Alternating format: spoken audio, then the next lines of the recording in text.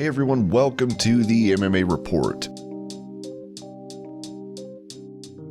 As you may know, Jon Jones has been in a public dispute resulting in him relinquishing his light heavyweight title and attempting to make a move up to the heavyweight division. During this, Jones teased a WWE or pro wrestling debut. However, his teammate Clarissa Shields recently spoke with WWE.com and weighed in on the matter. I can see Jones making a transition from MMA to boxing, Shields heavyweight boxing. That's what I see. Earlier this year, Jones, who was set to move up to UFC's heavyweight division, teased that a move to pro wrestling could be inevitable, suggesting a WWE debut even as a special guest. I've always respected WWE, and I feel like the sport can be so similar, the 33-year-old told Sports Illustrated. I have the size and the athleticism and the following to transition over really well. To get the opportunity to just show up even as a special guest would be a dream come true.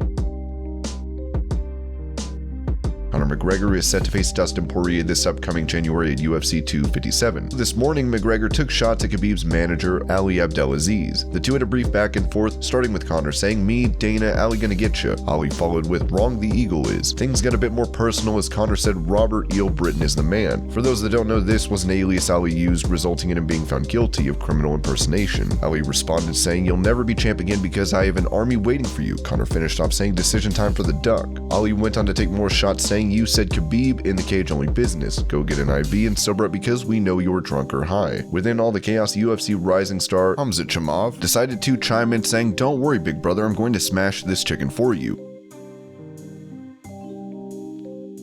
Former UFC title contender Chael Sonnen recently spoke about a match between Jorge Masvidal and Covington. The bad guy said he thinks that bout should have the BMF title on the line.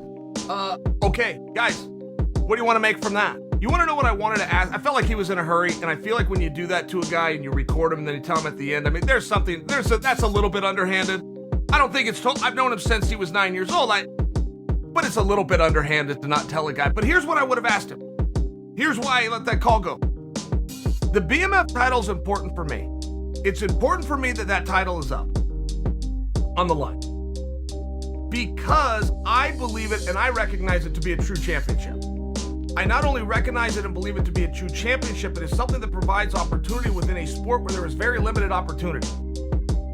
I'm an Olympic guy. In terms of being a fan, I just love the Olympics. I love the opening ceremonies. I love how they bring their nations together. They throw political correctness out. They say, no, it's us against you. I'm going to cheer for you. I'm going to boo for you. And the second it's over, everybody shakes hands and walks away another 4 years. I love the spirit of the games. I will share with you the things that makes the game special is also what's so damn awful about the games. It's the same thing, which is there's no opportunity. Every 4 years? Come on. That's just not a lot of opportunity. And I bring that to you because within our sport, if you can put another belt up, I love it. By the way, they did. By the way, Masvidal's never lost it. Masvidal is the BMF champion.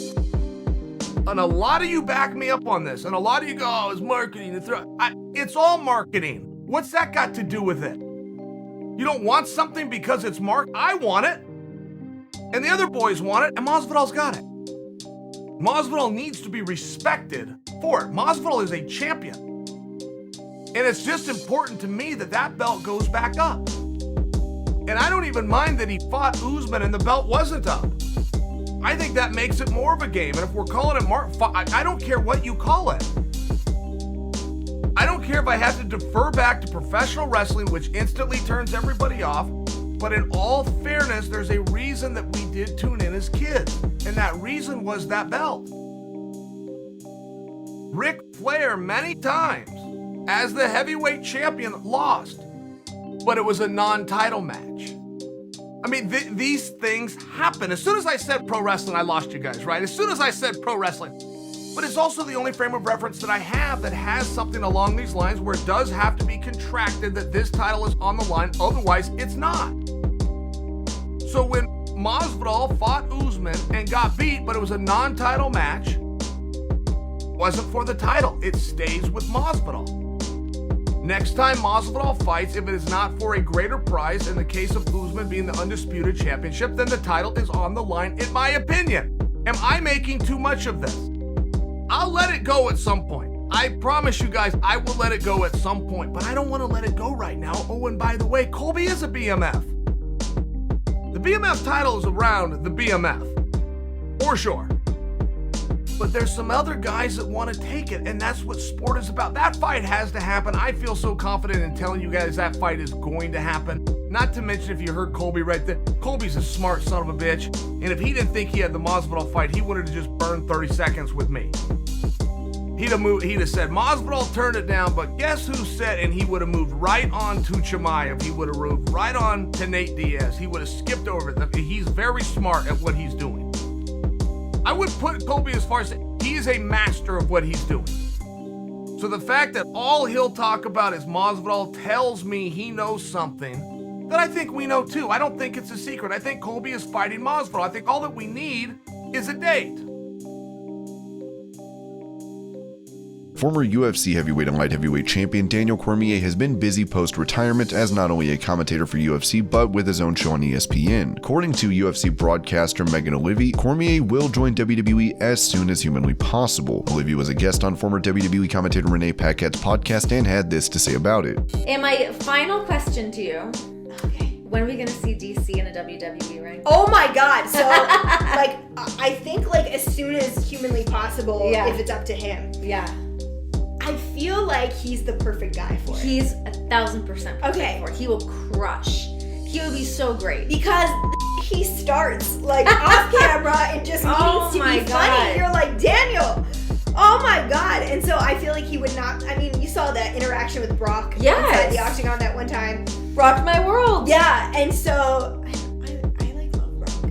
So I love Brock too. Okay, yeah, I feel like I don't know if people I love Brock. I think he's a very sweet little cowboy. He's the nicest. He really is. Yeah. So when those two had beef, you were the two of the nicest people ever, but when they had that interaction this terrifying needs to happen. Yeah. And I think if it's up to him, he'll do it tomorrow.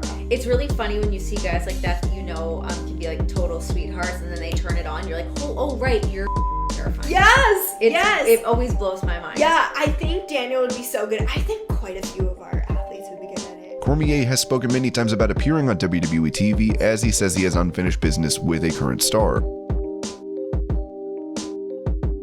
Dillon Danis was recently on the Nelk Boys podcast talking about why they need to fight.